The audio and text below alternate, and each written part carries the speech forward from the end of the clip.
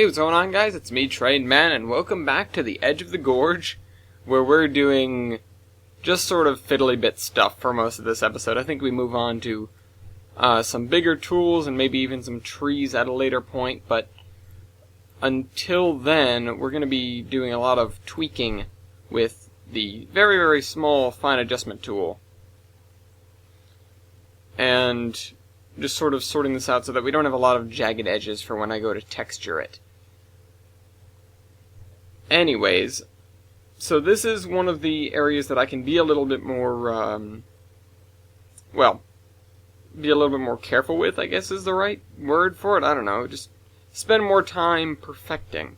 Because even though this is an area of the gorge, I'd say it's still the gorge, and I want it to look good, and honestly, it's going to take a lot more work to look good than the empty forest that encompasses most of the rest of the map, especially the other sections I've done. So, with that, I will point you guys to me doing more of this. It's really nothing too spectacular, at least not for the beginning of it, but it's all about using this very precise tool, and I was going back and forth between the precise tool and plateaus, which honestly I don't have a lot of experience using, so it comes out to be a little bit odd when I, start to use them. I feel like there's more of a technique to it than I'm actually giving them, or maybe they're a little bit less suited for something this steep, because I feel like they perform really well on medium slopes. That's definitely where they excel, because you can have a lot more variation and a lot more precision with the way something looks. Maybe not precision, but make it a lot more interesting when you're using a plateau tool, because you create a surface that isn't flat. That the same goes for actually the other tools, although the plateau tool is a little bit easier to control in a lot of cases. And you can turn it down so it moves very, very slowly, and it doesn't sort of create its own weird looking... No, it does create its own weird looking edges. I don't know. But it flattens things as opposed to the raise and lower tools. So, I guess it belongs in the league up top, especially now with the functionality that it's gained in TS12, and I assume it's kept into Tane. I don't know. Haven't played it. So, the small, fine cursor here, this is really what excels on such steep slopes, because a very steep slope like this is going to take up less actual area looking from the top down. It's going to take up less grid space than a change of terrain of similar height anywhere, of similar height with a slower gradient, a medium or a light hill. This obviously is not traversable by train. Something traversable by train, well, let's be honest, if you're going to be putting rails down, you might as well just use the raise ground to track tool, otherwise known as terrain tracks, if you're using them in bulk, and that's what I was about to get to. Terrain tracks, unless you're willing to put in the time investment, and you're particularly good with guessing the slope direction, the slope vector. Terrain tracks do their best in medium to large size builds. If you'll notice what I've been doing lately, which is, with areas unlike this, where there isn't a very large terrain feature to be had from the ground up, I will go through with terrain tracks first, really no matter what the situation. That way I get a nice sloping portion of groundwork that I can use with the plateau tool, with the raise and lower height tool, and with the fine adjustment tool towards the end there, in order to create a space of land that is uniform. Because that's what terrain tracks are best at. I like to call them the plane tool, because that's almost what they do. They carve out an area, or they don't carve out, they flatten an area if you're using them right. They properly flatten an area a three-cornered area there. I just had to scooch my chair in a little bit more. A usually three-cornered, maybe four-cornered if you're, particularly lucky with the way things are lining up. Anyways, so now we've moved on to texturing a little bit, and I'm still not sure about this texture I'm using for the riverbed. I might go and redo it with that brown texture that you see right there, the mud. And I'm not sure if it's the same mud that we've used in the past, but it looks just fine, so I'm going to keep it.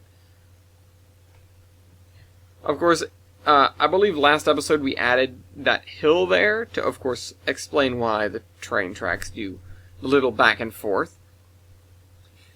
And this is me, of course, coming over and making everything green so that we can put trees on it, because this is going to be a relatively uninteresting section of land. The only thing that's going to make it really interesting is the fact that it rises above track level, so you'll be able to pick it out when you're driving. You can look off to the side and see the fact that there's a hill there.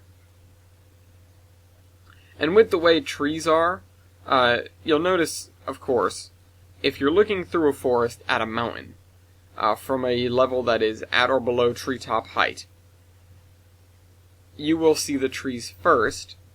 You'll be able to get an idea of the height of the trees because you're standing right next to them, and then behind them, rising above them, you'll see the hill, or the mountain.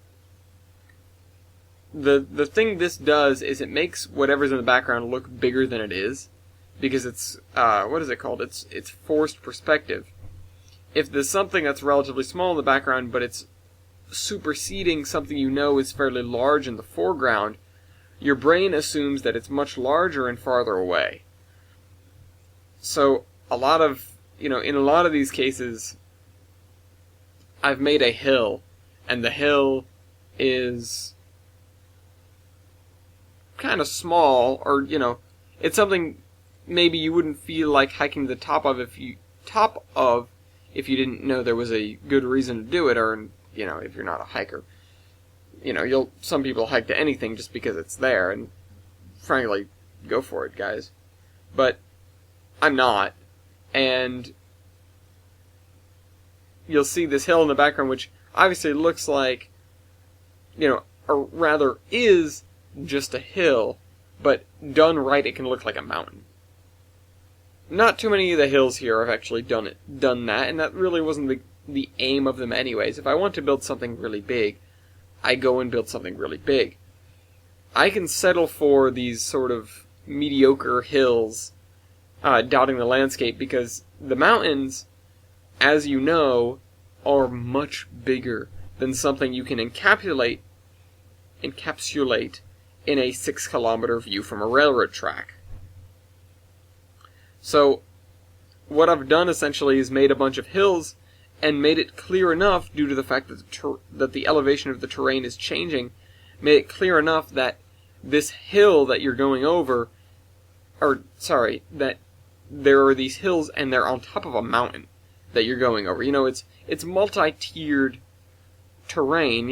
It's what's a way to put this so that it sounds proper and you guys can make sense of it. I'm sure most of you have figured out what I'm saying already, but I need to make it a little bit clearer. Oh, I used that gravel texture for the first time there.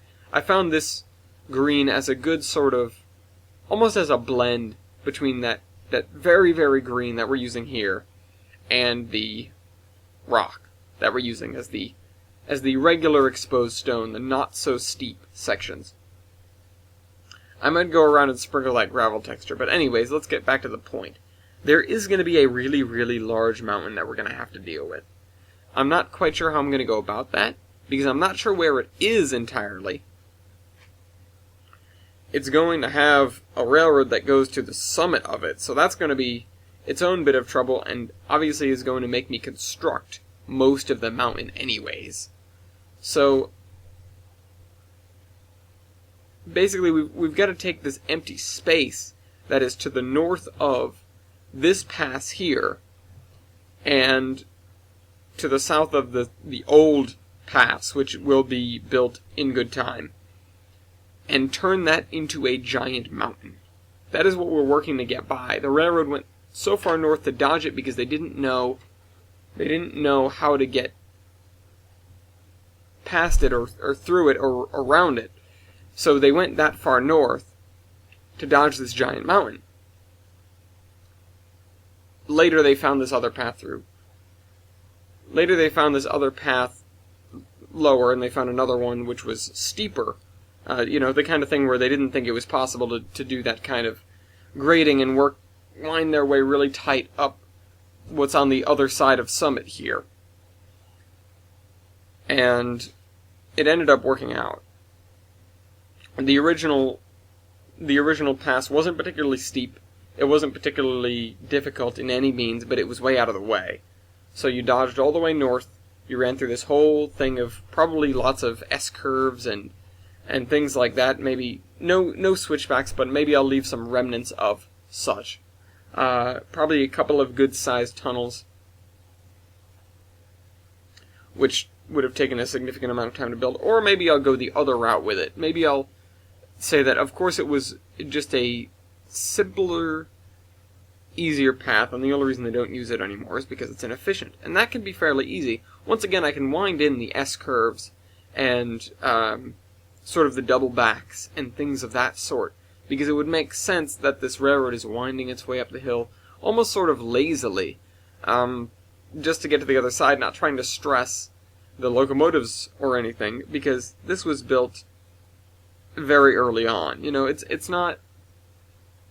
Of course, the early railroad designers were just crazy enough to build, 5% grades into their railroad lines, but this, at least, they had the option to not do that, and so they didn't.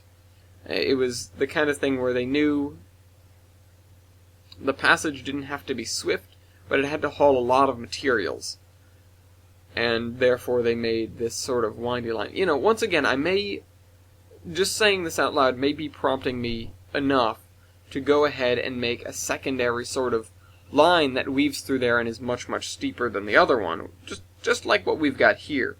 And that one can be, even more abandoned than the current abandoned trackage. Or maybe even remnants of that. But the reason the upper line exists is so that we can have a very minimal grade that still manages to make it over the pass and down to the other side. So we're almost, okay, here we are at the second, gully-looking area. Now, I wasn't going to continue that brown all the way into the trees, although I could have. I decided against it because I just didn't want to... When I put the trees down, I knew what I was doing. I covered over the area so that I didn't have to deal with it, and then, of course, I wasn't going to go and pull up the trees just for the simple sake of putting dirt down. If there are trees growing over that area, it's probably going to be grassy or at least green in some sense of the word. So we basically just have a drainage ditch that isn't very well defined. It's just sort of a dip in the landscape that really you wouldn't notice very much. Of course, if you're walking through it, you're going to have to walk down the hill and back up the hill on the other side. But it's the kind of thing where it's not a very prominent terrain feature. It's just sort of there. And, that comes about with a lot of things. In reality, you don't get... not everywhere are there these massive canyons or giant mountains or anything like that. You just sort of get these hills. Or just a sort of valley thing. And sometimes they can be quite pronounced, and the rest of the times you can just sort of fill them in or just go around them. It's amazing to me when we go and build these routes, one of the things that I need to remember is track is almost always built in a cut or on an embankment of some type, of some description. Remembering that will actually let you... remembering that... Ignore that. Remembering that will allow you to build more realistic routes with less trouble, because if you go in and build the terrain first, of course, once again, I'm not advocating for that, because that's kind of a pain. But if you go in and build the terrain without regard so much for exactly where the track is, and just let the adjust ground to track tool sort of work for itself and build you an embankment that the track's going to be on and build you a cut that the track's going to be through, it'll make more sense just for someone who's looking at it. You know, not every cut has to be giant. Not every embankment has to stand above the landscape and have tunnels running through it. You know, not like this that we're working on right here.